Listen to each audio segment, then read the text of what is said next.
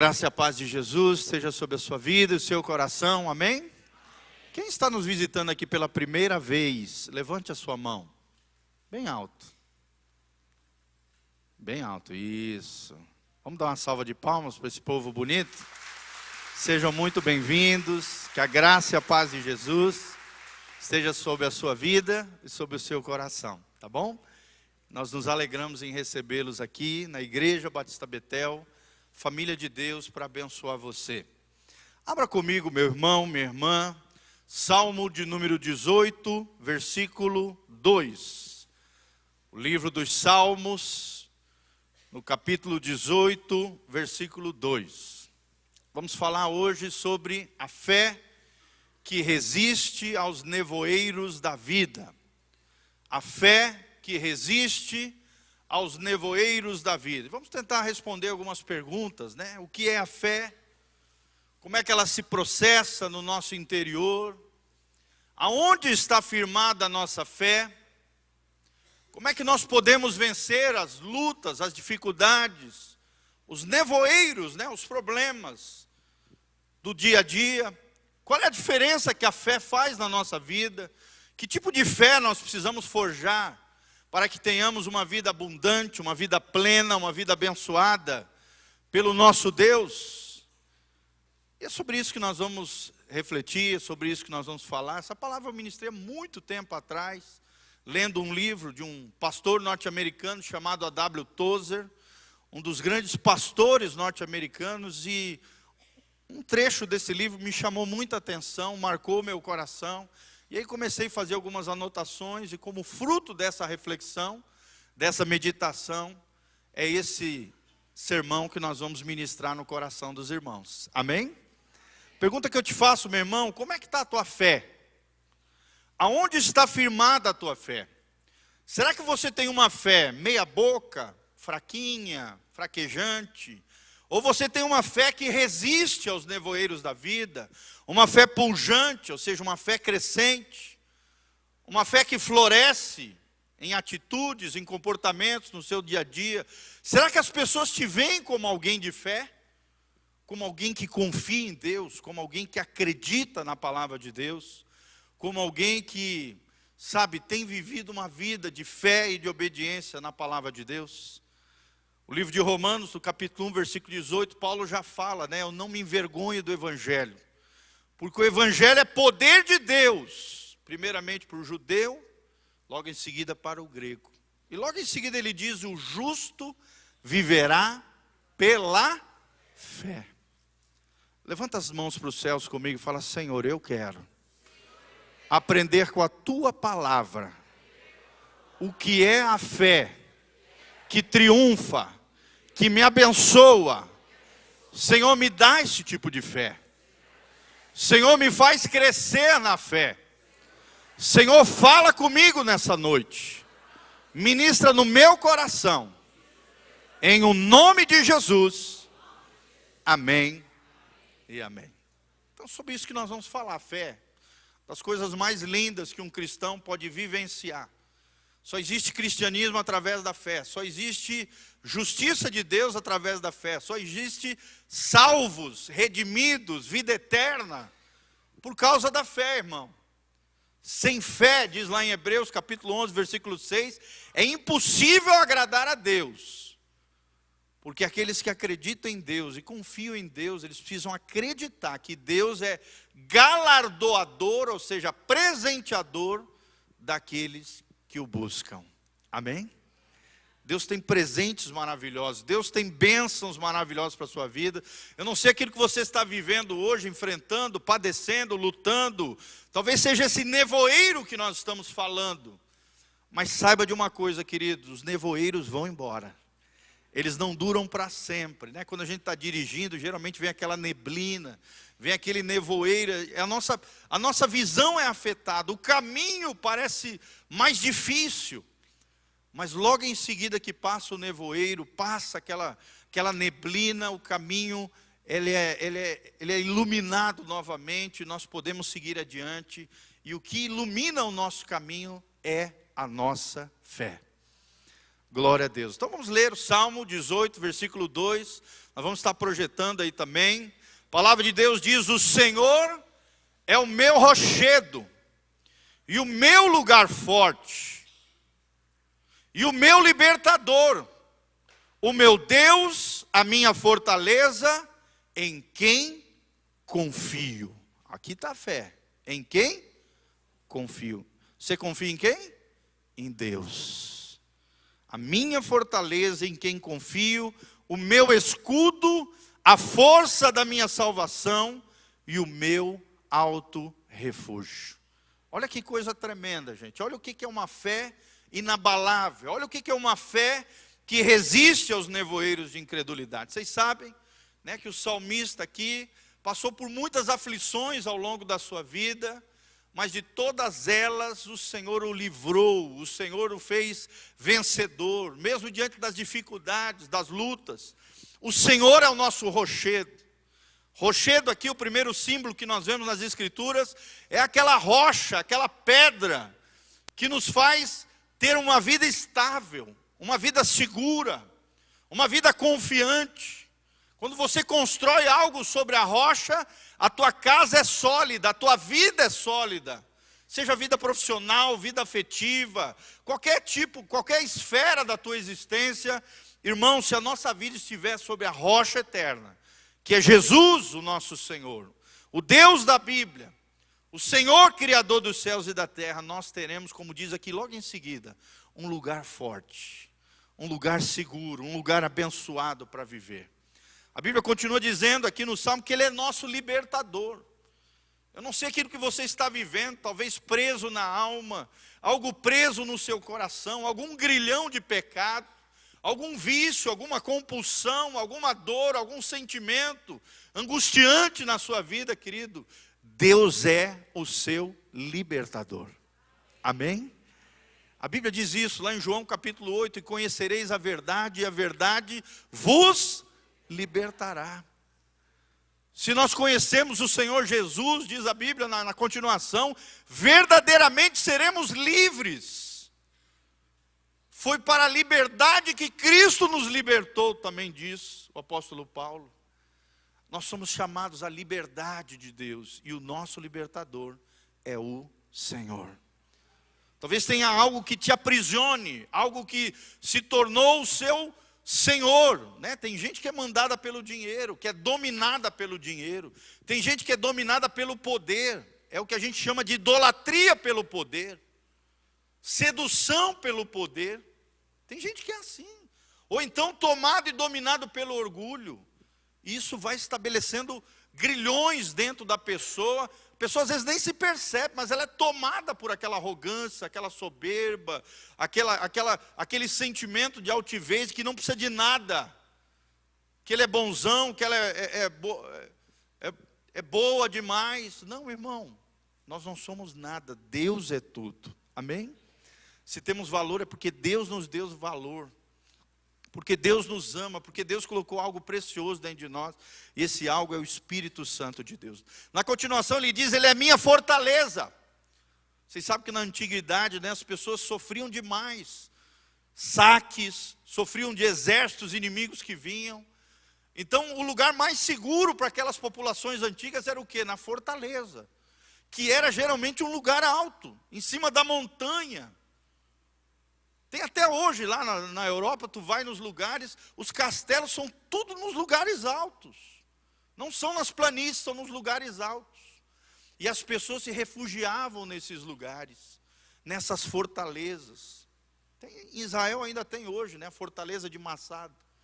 É uma fortaleza lá em cima, que demorou anos para os romanos dominar, porque era um lugar alto, era um lugar seguro, guardado ali. O Senhor é o nosso lugar seguro, amém? Nele nós somos guardados. Com Deus o nosso coração é guardado das mazelas dessa vida, das ofensas, das injustiças sofridas. Com o Senhor nós podemos confiar. Confie em Deus, querido. Creia no Senhor Deus. Continuando ele diz, Ele é meu escudo. Escudo é uma arma de proteção. É uma arma de ataque, mas é mais para proteger você. É Deus quem nos protege. É Deus quem nos guarda. Quantos aqui já tiveram algum livramento de morte, que você entende que foi Deus que te livrou da morte? Levanta a mão aqui.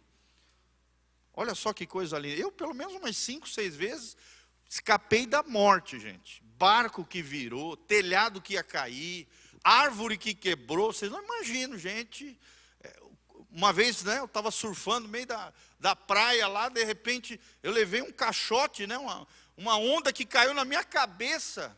Eu fui rolando até lá na praia, quase morri afogado. Tenho certeza que foi Deus que me livrou.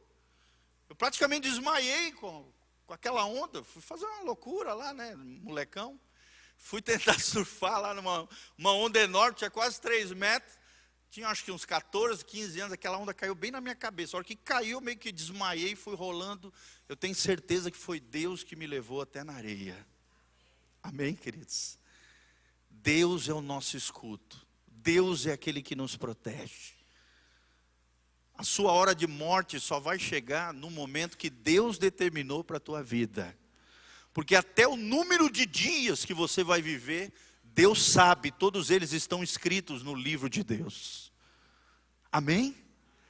Então nós precisamos crer nisso, está lá no Salmo 139. A Bíblia fala sobre isso. Deus é a força da minha salvação, e Ele é meu alto refúgio, o meu lugar alto, a minha fortaleza, como nós já falamos. Então, que tipo de fé nós precisamos estabelecer na nossa vida, ou seja, Deus vai estabelecer na nossa vida? Como é que nós temos que viver para termos esse tipo de fé? Fé triunfante, fé que resiste aos nevoeiros da incredulidade, uma fé pujante, uma fé triunfante que te faz mais do que vencedor. Em primeiro lugar, querido, que o autor desse livro, e que me impactou muito, ele diz é que nós precisamos ter uma fé como uma criança. Fala comigo, fé como uma criança. E aqui a figura que o autor trazia é a relação de uma criança pequena com o seu pai. Por exemplo, quando uma criança está na beira de uma piscina, e o pai abre as mãos e fala, filho, pula. O que acontece? O que o filho faz? Ele pula. Eu me lembro quando o Miguelzinho, meu filho pequeno, estava aprendendo a nadar, né? A gente estava lá num lugarzinho tirando férias, e aí eu fiz isso, eu peguei, estiquei a mão, uns 2 metros assim da beirada, falei, eu estava querendo já intencionalmente ensinar ele a nadar. Falei, filho, pula. Aí ele pulou, puf, na piscina, e começou lá a se bater todo. Aí eu falei, vem com o pai, vem. E ia andando para trás, ele ali, pá. Quando eu vi, ele atravessou a piscina até a metade, gente. Olha que coisa linda. Então, assim que nós temos que viver, querido, nós temos que nos jogar nos braços do Pai. Quando Deus dá um comando, quando Deus fala com você, quando a Bíblia manda você fazer algo, você precisa pular como uma criança que confia nos braços do Pai. Nós precisamos ter esse tipo de fé como uma criança. O Pai fala, ela obedece. O Pai fala, ela se joga nos braços, ela confia, ela sabe que o Pai quer o melhor para ela. E naquele dia o Miguelzinho aprendeu a nadar, gente. E aí começou a atravessar a piscina inteira. Depois fez aula de natação, né? Hoje nada muito bem, todos os meus filhos, graças a Deus. Mas assim, amados, tem que aprender se jogando nos braços do Pai, na confiança com Deus. Será que você tem se jogado nos braços do Pai? Será que verdadeiramente você tem confiado na voz de Deus e naquilo que Deus fala com você? Isso é chamado, né, de credulidade infantil. Uma fé simples, uma fé que confia, uma fé que acredita, confia piamente, totalmente na voz do Pai. E se joga nos braços do Pai. Fala comigo, eu preciso ter uma fé como uma criança. Isso é chamado de credulidade infantil. Não é à toa que Jesus falou, né? Vinde a mim as criancinhas, porque delas é o reino dos céus. Eles queriam impedir, né? Como se as crianças fossem inferiores, pessoas de segunda classe. Jesus falou, não, deixam vir, porque delas é o céu. Nós precisamos ter o coração como uma criança, um coração singelo, um coração simples, um coração que não cria impedimentos, um coração que não tem frescura com Deus. Um coração que confia plenamente no Senhor. Amém? Às vezes parece que a gente esquece que nós temos um Pai celestial amoroso, que vai suprir das nossas necessidades. Filho não se preocupa com boleto para pagar, com conta para pagar. Ô tempo bom, né, irmãos? Sim ou não? Sua preocupação era dormir, comer e estudar. Que tempo maravilhoso. Agora, hoje não, nós amadurecemos, crescemos, hoje temos que prover as necessidades dos nossos filhos, da nossa família, tem um monte de responsabilidades, um monte de boleto para pagar e conta para lá e para cá, sim ou não? É. Como era bom ser criança. Eu não estou falando aqui de maturidade espiritual, tá, gente? Maturidade, é claro, nós temos que crescer, nós temos que nos tornar adultos espiritualmente falando. Estou falando de fé, estou falando de simplicidade de coração, estou falando de confiança plena no nosso Papai Celestial, no nosso Deus maravilhoso que supre as nossas necessidades. Parece que às vezes a gente esquece disso, parece que às vezes a gente é tomado por um medo sem necessidade, por ansiedades crônicas, por medos, por fobias. Meu irmão, você serve a um Deus que prometeu, olha o que diz Filipenses 4,19, e o meu Deus, segundo a sua riqueza em glória, há de suprir em Cristo Jesus cada uma das vossas necessidades. Amém? Deus não promete suprir os teus desejos, mas promete suprir as tuas necessidades. Você está me entendendo? Existe uma diferença entre desejo e necessidade. A gente aprende isso até no curso de finanças, né? Quando a gente vai fazer uma decisão financeira, isso é um desejo ou é uma necessidade? E o mais importante é discernir quando realmente é necessidade. Desejo pode ser adiado, necessidade é necessidade. Amém? Deus promete suprir cada uma das vossas necessidades, diz o Senhor na sua palavra, Filipenses 4,19. Então, nós temos que agarrar nesses braços de amor de Deus. Nós precisamos confiar nele, amém? Nós precisamos criar uma expectativa espiritual de resposta às nossas orações. A oração de um justo pode muito em seus efeitos. Causa um efeito quando eu e você oramos a Deus. Sim ou não, irmãos? Você tem que acreditar antes de começar a orar. E a tua fé vai crescer quanto mais você orar. A gente até ensina, né? Às vezes as pessoas perguntam, pastor, mas como é que a gente faz para aprender a orar? Sabe como é que você aprende a orar, querido? Orando. Só se aprende a orar orando. Eu vou te dar uma dica. Você quer orar bem, né? Orar com qualidade, com eficácia? Leia a palavra de Deus. Porque daí fica fácil. Você ora em cima da Bíblia. Você ora as promessas de Deus contidas na palavra. E você vai ver que a oração do justo pode muito em seus efeitos. Mas é necessário criar uma expectativa espiritual. Criar no seu coração essa expectativa de que Deus responde às nossas orações. Quem já teve alguma oração respondida por Deus, levanta a mão aí bem alto. Olha aí que povo lindo. E a Bíblia diz que Deus não faz acepção de pessoas. Ou seja, Deus trata todos de maneira igual. No sentido que Deus ama todos. Todos têm direito a orar a Deus, a clamar por Deus e terem as suas orações respondidas. Se orarem, é claro, conforme a palavra de Deus. Então nós precisamos criar essa expectativa de que Deus responde às nossas orações. Acreditar de todo o coração, querido, como uma criança acredita no seu pai, como uma criança acredita na sua mamãe. Nós precisamos acreditar que o milagre vai acontecer na nossa vida. Que a mão de Deus está operando a nosso favor. Talvez você não saiba, mas quando você está dormindo, irmão, Deus continua trabalhando para você. a seu favor. Agindo Deus, quem impedirá? Às vezes a gente está ali dormindo, por exemplo, eu já contei para os irmãos, vou repetir aqui. Eu já acordei uma vez, no meio da noite assim, eu acordei falando em línguas estranhas, gente. Até eu levei um susto com aquele episódio.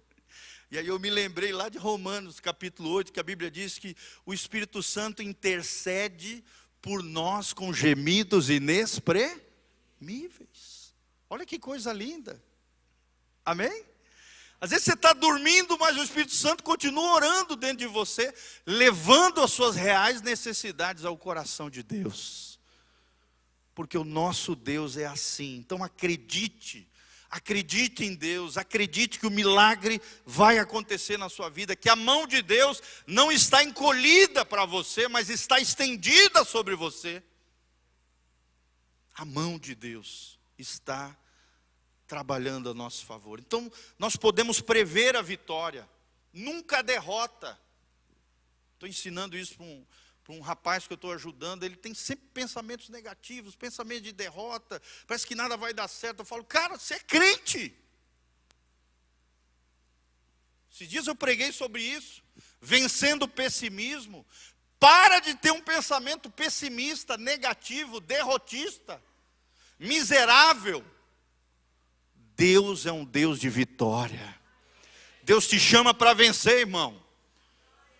Talvez lá para trás você apanhou na mão do inimigo, comeu o pão que o diabo amassou, mas agora você é crente, você é cristão, você é filho de Deus, você é lavado com o sangue do Cordeiro.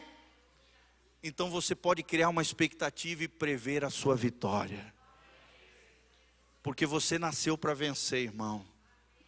Você nasceu para vencer. Você não nasceu para ser um derrotado, você não nasceu para ser um fracassado.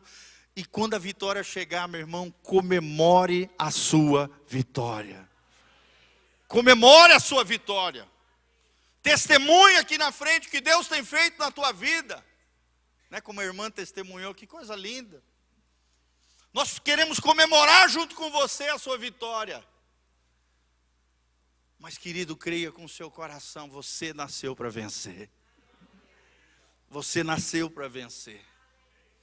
Se você pudesse ler dentro do seu coração, estaria escrito lá, você nasceu para vencer. Porque você tem Jesus dentro do seu coração, e Jesus é mais do que vencedor. O mais do que vencedor é aquele que está em Cristo. Quando ele entra no campo de batalha, ele já sabe o final da história. Ele já sabe que no final da história ele vai sair mais do que vencedor. Glória a Deus. Outra coisa que nós podemos aprender dentro dessa fé como criança, né, como uma criança, é que Deus escuta seus filhos quando clamam. Está lá no Salmo 103, versículo 13. Deus escuta você quando você clama a Ele. Então está difícil, querido, clame ao Senhor. Para de murmurar, adore a Deus. Oxalá o crente parasse de murmurar e começasse a adorar a Deus. Quando a gente adora, o céu desce sobre a terra. Os anjos sobem e descem como subiam com Jesus, trazendo bênçãos, operando maravilhas, milagres na sua vida. Irmão, pare de reclamar, para de murmurar, começa a adorar. Porque Deus escuta seus filhos quando clamam. Às vezes a gente está aqui no culto, né? De repente uma criança grita lá na salinha das crianças, porque as crianças ninguém segura, né, gente? Por melhor que sejam os professores, o ministério e tal. De repente uma criança chora, o pai escuta de longe, ou a mãe já se levanta e já sabe que é o choro do filho. Sim ou não, irmãos? Sim!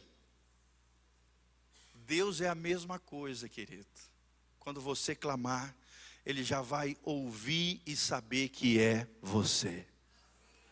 E a Bíblia promete que Ele vai responder às suas orações, se estiverem de acordo com a sua palavra. Tem só esse senão, essa condição.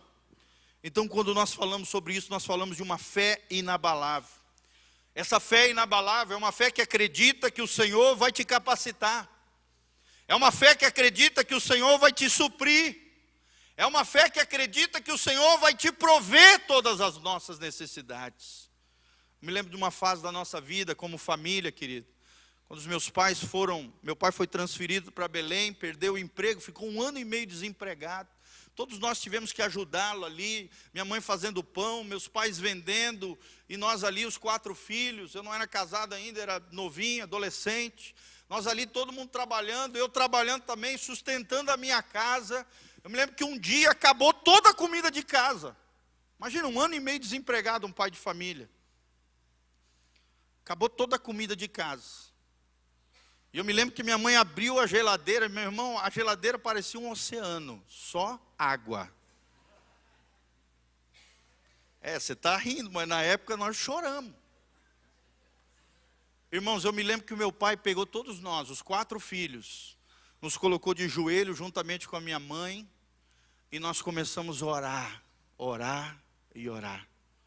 Irmão, não deu meia hora, bateu um irmãozinho da igreja na porta e falou: pastor, só que na época o meu pai não estava pastoreando, tá? Ele estava trabalhando secularmente. Boa parte da vida dele, nos seus 43 anos de ministério pastoral, ele tinha um trabalho secular e apoiava na igreja indiretamente, como pastor finais de semana. E eu me lembro desse episódio, eu não vou esquecer nunca mais desse episódio, porque foi algo que marcou meu coração, desse Deus que supre, desse Deus que, sabe, que provê todas as coisas, na maior calamidade familiar que nós vivemos naquela época.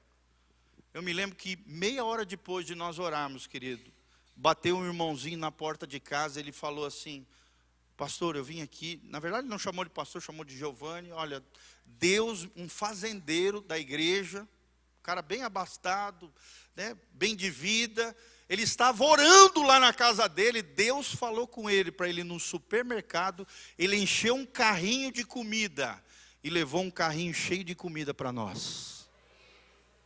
Irmãos, olha, eu fico arrepiado só de lembrar desse fato. Alguns meses atrás eu tive o prazer de conhecer o seu filho. Ele já está velhinho, esse homem, eu me lembro até hoje. Eu sigo o filho dele, que é um pastor lá em Ribeirão Preto, através da internet. E esses tempos eu vi que o filho dele estava aqui em Cascavel. Eu peguei meu carro e fui lá, só de gratidão e também para ouvi-lo. Eu já sou um admirador à distância desse pastor Danilo Figueira. Sou amigo da família de longa data. E fui lá naquele congresso de pastores ali, ele ministrou uma palavra tremenda, maravilhosa, aquela coisa linda. Aí chegou no final do culto, eu fui lá dar um abraço nele e falei: Danilo, como é que está o seu pai? Que era esse senhor que levou a comida para nós, quando nossa geladeira estava só um oceano.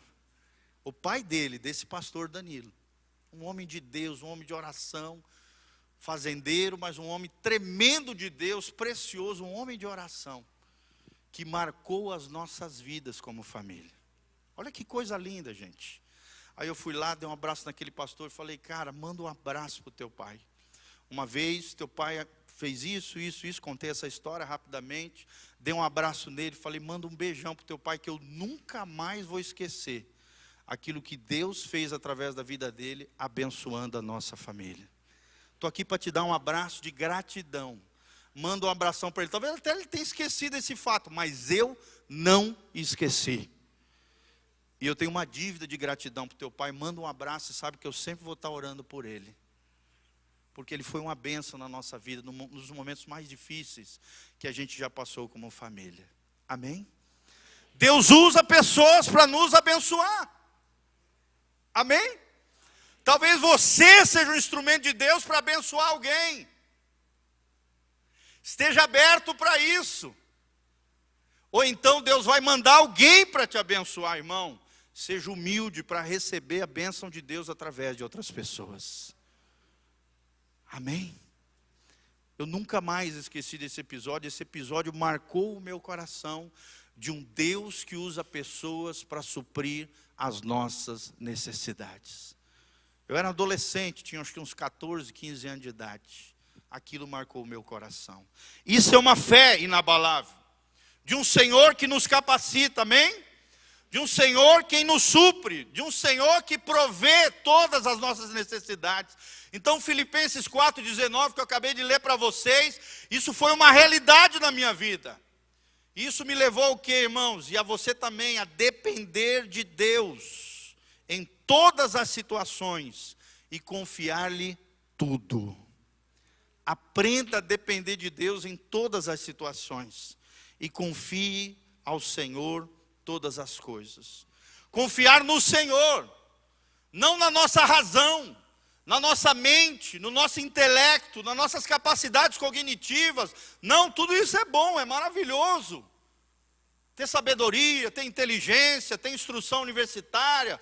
Nós não estamos falando nada contra isso. Amém? Mas mais importante que isso, querido, é a sua confiança no Senhor. Não adianta você ser um cabeção de conhecimento e o coração vazio de fé. Você pode até ser um cabeção de conhecimento, mas o coraçãozão tem que estar cheio da fé e confiança no Senhor. Então confie no Senhor, não na sua razão, não nas suas forças humanas. A criança confia no pai, confia no seu pai, não confia. Eu me lembro que o Miguel não estava confiando nas suas habilidades de nadador. Ele nem sabia que tinha essas capacidades. Ele pulou naquela piscina e confiava na voz do pai. Vem, filho, vamos. E ele foi nadando ali, cachorrinho, né? Aquele gordinho fofinho. E foi nadando a piscina inteira, gente.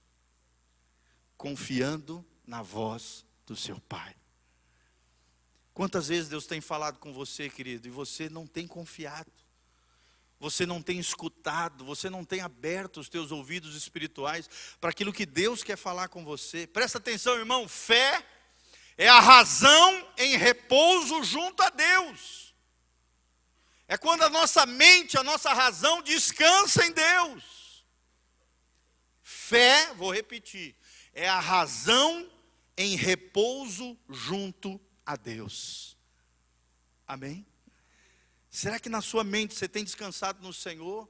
Será que nos teus pensamentos você tem pensado nas coisas de Deus? Repouse no Senhor, querido. Para que viver afobado, agoniado? Eu sei que para mim também é um desafio. Eu sou elétrico, eu já acordo pulando da cama já. A minha mulher não, ela é toda devagar, ela vai devagarzinho, pá, tal. Ela vai aquecendo aos poucos. Eu não, de manhã você tocou lá, mas eu já pulo da cama, eu sou elétrico. Eu sei que não é fácil, mas é possível confiar no Senhor. Amém? Colocamos de lado o nosso conhecimento, que é limitado, irmão, e descansamos na sua imensurável sabedoria infinita. A sabedoria de Deus é infinita, não tem fim, é eterna, é maravilhosa, gente. A sabedoria dos homens é limitada. Você, por exemplo, vê aquele Stephen Hawking, né, um dos maiores cérebros desse século que passou. O cara morreu definhando com uma doença degenerativa. Era um cara ultra mega inteligente. Quem viu esse cara? Tem até um filme dele. O cara não acreditava em Deus, acreditava na ciência, né? Era uma mente brilhante. Mas morreu atrofiando, morreu aos poucos, com uma doença degenerativa, não acreditando e não confiando em Deus. E falando mal de Deus. Falando mal de Deus. Tentando destruir a fé nos corações de muita gente. E tem muita gente que foi nessa onda. Nós colocamos de lado o nosso conhecimento limitado e descansamos na imensurável sabedoria infinita de Deus. A nossa fé lida com aquilo que Deus diz na sua palavra e não naquilo que pensam os homens. Amém? A nossa fé está na palavra de Deus. A nossa fé tem um fundamento sólido. Estava falando para os meninos ontem, no grupo lá que a gente cuida, de homens lá, comunicação, sexo, dinheiro, ontem à noite, estava falando para eles, gente, a Bíblia é um livro extraordinário, é um livro que demorou pelo menos 1500 anos para ser escrito, foram mais de 40 autores diferentes, que viveram em diferentes épocas, em 1500 anos de história, do ano 1400 antes de Cristo ao ano 95 depois de Cristo. quando se fechou o cânon bíblico, ao final ali do livro de Apocalipse, com João na ilha de Patmos, 1500 anos se passaram, 40 autores diferentes, escreveram 66 livros, 39 no Antigo Testamento, 27 no Novo, um livro que perdura até hoje, o livro mais vendido da história da humanidade, o livro incomparável com qualquer outro livro da literatura humana, é o livro que você tem na sua mão. Agora é possível ter esse livro até no celular. Meu irmão, para de ficar lendo abobrinha, besteira, informação inútil, discutindo política ridícula. Vai ler a Bíblia. Vai fazer algo útil para a tua fé, para a tua vida espiritual. Eu não perco tempo batendo boca com negócio político, batendo boca com negócio de futebol. Vai ler a Bíblia, vai ler bons livros, vai crescer na sua fé. Amém? Fortalece o teu coração com essa fé como uma criança, com essa credulidade infantil, uma fé que confia num Pai celestial amoroso, que não confia numa mente finita, que tem fim, que é limitada, mas confia na sabedoria infinita de Deus. Amém? A Bíblia é um tesouro, irmão. É um tesouro. Às vezes você pega um trecho da Bíblia, você lê 10 vezes, Deus tira 10 aplicações diferentes para a sua vida. É uma verdade só, mas que pode ser aplicada de 10 maneiras diferentes. Por exemplo, se eu, o pastor Rodrigo, o pastor Anderson, o pastor Matias, cada um lê, por exemplo, Efésios capítulo 2, de 1 a 10 ali, cada um vai tirar um sermão diferente. Uma só verdade, mas com várias aplicações diferentes. Amém? Você quer livro mais rico que esse? Várias aplicações, uma só verdade. É a verdade de Deus revelada a nós. A nossa fé lida com o que Deus diz, não com aquilo que pensam os homens. Amém? Para terminar, irmãos, qual é a essência da nossa fé? É o segundo ponto que eu gostaria de destacar. Primeiro, tenha fé como uma criança. Se você quer ter essa fé que resiste aos nevoeiros da vida. Segundo lugar, você precisa saber qual é a essência da sua fé. A essência, a coluna vertebral, sabe, o axioma, a estrutura que sustenta a nossa fé, é voltar-se para as promessas de Deus. Amém? Por exemplo, se você precisa de cura, procure as promessas de Deus relacionadas à cura. Você está passando por uma dificuldade com os seus filhos, procura as promessas de Deus para a sua vida com relação aos filhos. Ou qualquer área da vida, irmãos, volte-se para as promessas de Deus. Essa é a essência da nossa fé. Agarre-se nas promessas de Deus. Dizem os especialistas que existem mais de 8.000 promessas de Deus na sua palavra, alguns dizem até 13.000. Lembre-se do caráter daquele que está por detrás dessas promessas. Um Deus que é bom, um Deus que é justo, um Deus que é perfeito, um Deus que é belo, um Deus que é espírito, um Deus que, sabe, é misericordioso. Lembre-se quem está por detrás das promessas, do caráter daquele que é. Um Deus que é verdadeiro, um Deus que é infalível, um Deus que é imutável, ou seja, não tem sombra de variação, não muda quanto ao seu caráter, quanto à sua essência, um Deus que é confiável. Você pode confiar em Deus. Os pais da terra podem até falhar, porque são humanos, são falhos, sim ou não, irmãos? Mas o Pai Celestial, Ele é perfeito, Ele é imutável, Ele é confiável, Ele é amoroso. Então, irmão, entenda, se você duvida de uma das promessas de Deus, na verdade você está duvidando de todas elas. Não tem esse negócio de picotar a Bíblia, não. Tem gente que picota a Bíblia, só toma da Bíblia aquilo que interessa a ela, o resto joga fora, o resto elimina, o resto não considera a verdade de Deus. Você precisa acreditar em toda a palavra de Deus. cada promessa lembra o cuidado do Pai Celestial para conosco. Qual é a essência então da fé? As promessas de Deus. Quantos vão se agarrar nas promessas de Deus para a sua vida? Por exemplo, desde pequenininho eu ouvi os meus pais dizendo: eu e a minha casa serviremos ao Senhor. Adivinha se Deus não cumpriu isso na casa dele? Cumpriu. Desde pequenininho ouvindo: eu e a minha casa serviremos ao Senhor. Desde pequenininho, eu me lembro que com 7, 8 anos ele já botava nós de joelho e já mandava a gente orar pelas nossas esposas. Adivinha se Deus não ouviu isso, gente? Deus escuta a oração dos seus filhos. E nós já nos agarrávamos nessa promessa. Eu de Santa Catarina, minha mulher de Belém do Pará, gente. 3.500 quilômetros de distância. Coisa que só Jesus pode fazer, né? Tem gente que pergunta até hoje: mas como é que pode um catarinense casar com uma paraense? Irmão, só Jesus para fazer uma coisa dessa.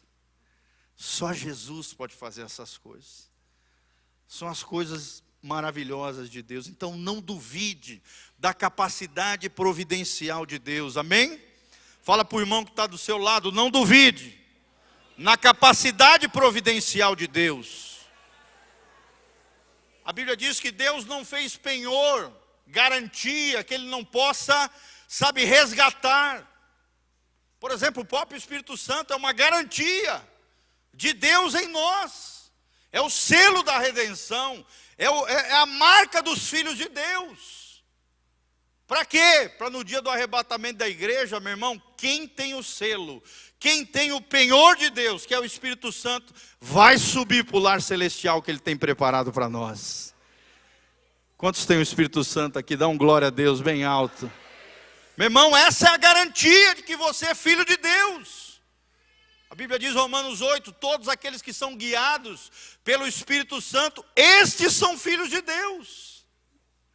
É o selo, é a garantia, é o selo autêntico de que você é um filho de Deus legítimo, verdadeiro, autêntico filho de Deus.